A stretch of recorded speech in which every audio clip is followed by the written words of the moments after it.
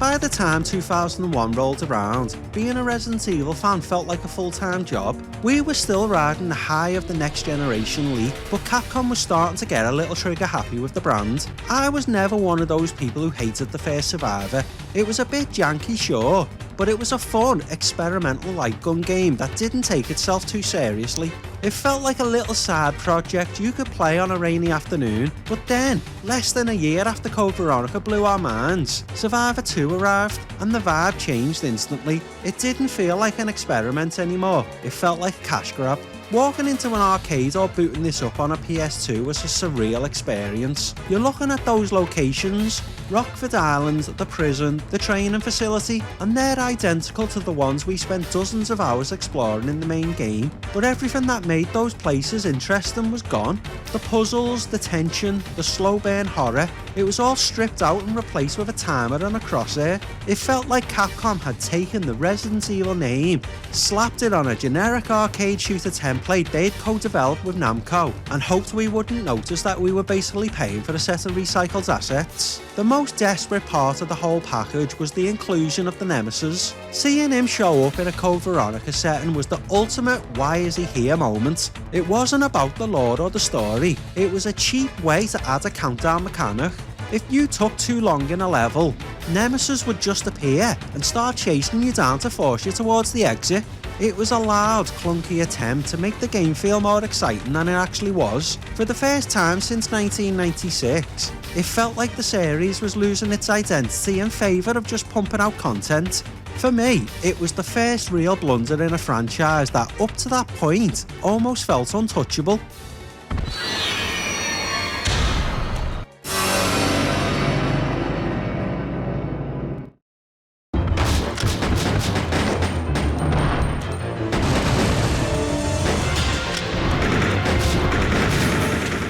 If we're going to document this franchise properly, from the first door opening in 1996 all the way to the modern era, we have to look at the moments where the wheel started to wobble. This project is about more than just celebrating the hits. It's about the full, unfiltered history. We're moving through the games as they happened, which means we can't just skip over the weird experiments or the half-baked spin-offs. We have to look at the offbeat titles that just didn't push the series forward, but sometimes pushed it sideways or even backwards. That's exactly why we're sitting down with Resident Evil Survivor 2 Code Veronica, a product of a transitional period where the industry was moving fast, and Capcom was trying to figure out how to keep the brands in front of people between the massive AAA releases. By following the release order, we get to see the cracks forming in real time.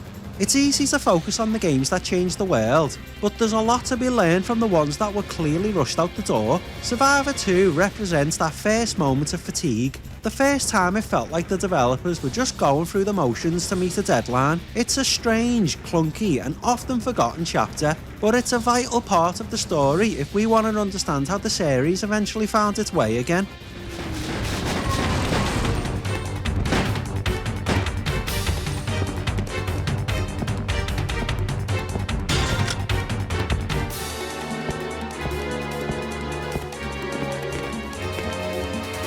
The reason Survivor 2 feels so different from the rest of the series comes down to its DNA. It wasn't actually built from the ground up as a home console experience. This was a collaboration between Capcom and Namco, originally designed for the Naomi arcade board. When you think about Namco in the late 90s and early 2000s, you think of Time Crisis and Point Blank. They were the kings of the light gun genre, so on paper, a partnership to bring Resident Evil into that world sounded like a winner. But the goals of an arcade game are the exact opposite of what made Resident Evil special. An arcade cabinet is designed to be loud, fast and difficult enough to make you keep reaching for your wallet.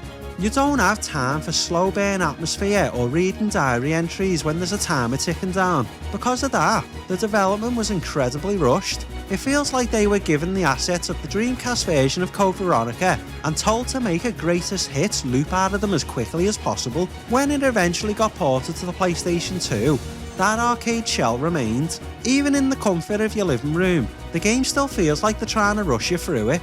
There's no room for the series' usual exploration or methodical pace we'd grown to love. It's all about moving from room A to room B. blasting everything in sight and hoping the clunky controls don't get you killed before you reach the boss. It was a weird marriage of two different worlds that never quite clicked, and it showed just how much was lost when you took the survival out of survival horror.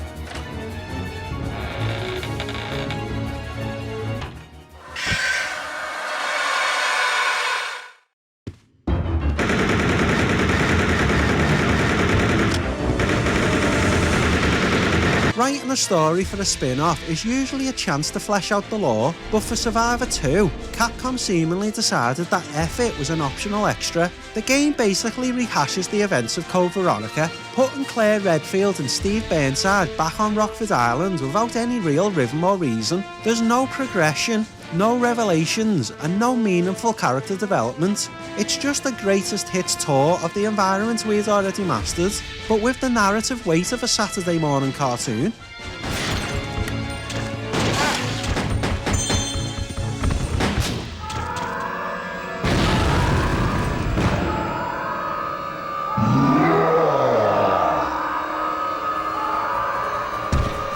The most blatant sign that Survivor 2 was grasping at straws was the inclusion of the Nemesis. In Resident Evil 3, the Nemesis was a terrifying, relentless force of nature.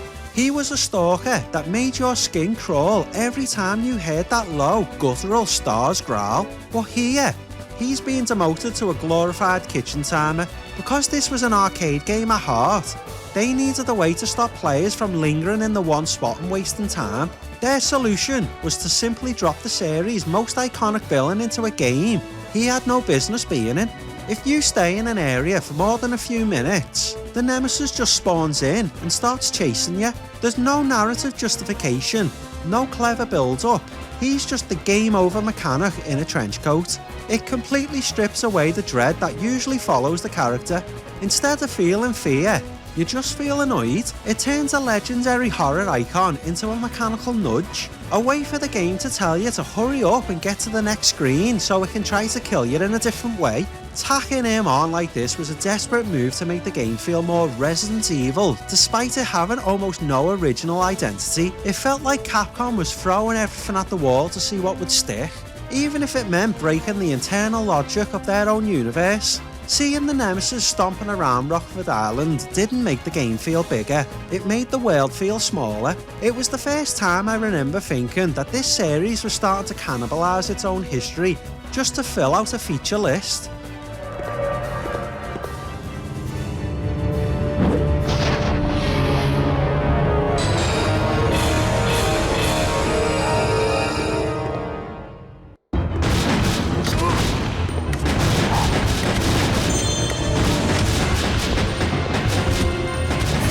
The transition from the arcade cabinet to the home console is where the gameplay of Survivor 2 really falls apart. In the arcade, you had the physical feedback of a light gun or a specific layout of a Naomi board cabinet. It was designed for a standard experience that lasted maybe 5 minutes per credit if you're lucky. When you port that directly to the PS2 and hand the player a DualShock 2, all the cracks become massive chasms. The movement feels floaty yet restrictive, and trying to aim with an analog stick in a game designed for the precision of a light gun is a recipe for pure frustration. It highlights the biggest issue with the Survivor sub-series. It never quite knew what it wanted to be. Was it a first-person shooter, a light gun game, a traditional Resident Evil game with a different camera? Survivor 2 tries to be all three and fails at all of them. The dungeon crawl nature of the levels means you're constantly fighting the controls just to turn a corner, and the shooting lacks any weight or impact that made Time Crisis so addictive.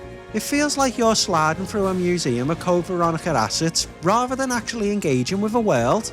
The worst part is that it lost the fun factor of the first Survivor. Say what you want about that game, but at least it tried to tell an original story and felt like it was built for a console. Survivor 2 feels like a ghost. It's a shell of an arcade game that was never optimised for the home, leaving us with a clunky, unresponsive mess that didn't satisfy the arcade crowd or the survival horror purists. It was a step back in every measurable way, proving that just because you can port something doesn't mean you should.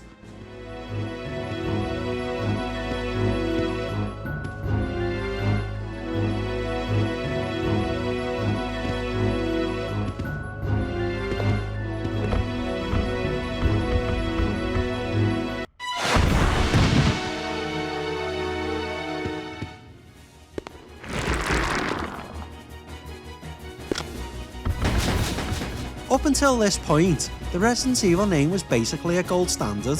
If Capcom put that blood-splattered logo on a box, we bought it, no questions asked. Even the more experimental stuff like the first Survivor or the Outbreak concepts that were starting to float around were met with a sense of, let's see where they're going with this. But Survivor 2 was the moment the honeymoon phase ended.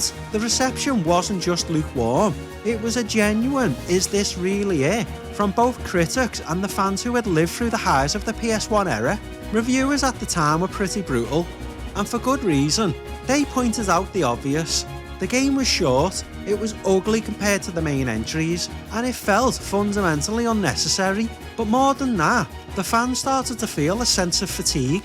We were being asked to pay full price for a game that we had essentially already played, just with a worse camera and a countdown timer. It was the first time the quantity over quality approach really blew up in Capcom's face. People were starting to realise that the series was being stretched thin, and the prestige that usually surrounded the brand was starting to flake off.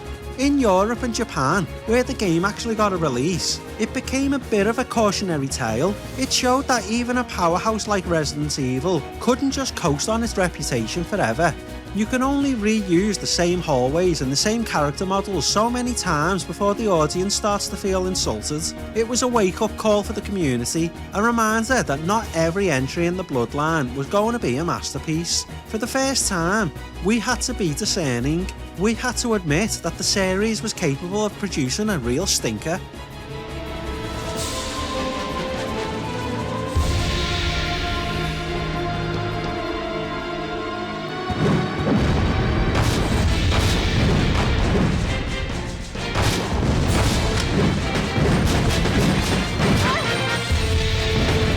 Wrapping up Survivor 2 feels less like finishing a game and more like waking up from the very nightmare Claire was supposedly having. It stands as a fascinating, if frustrating, monument to a time when Capcom was clearly testing the limits of our patience. It's the ultimate filler game, a project that exists purely because a release slot needed to be filled and a partnership with Namco needed to bear fruit.